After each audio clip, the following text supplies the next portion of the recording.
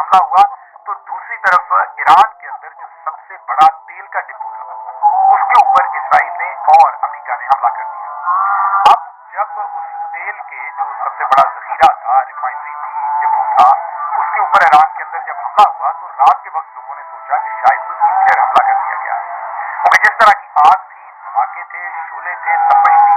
जो वहां पर ऐनी शाहिद थे वो ये समझ रहे थे कि ये न्यूक्लियर हमला हुआ है। लेकिन असल में क्योंकि तेल के जखायर इतने थे, जब उनको आकर मिसाइलों ने हिट किया तो आग भड़क उठी। ये भी वो लाल लकीर है जो उस तरफ से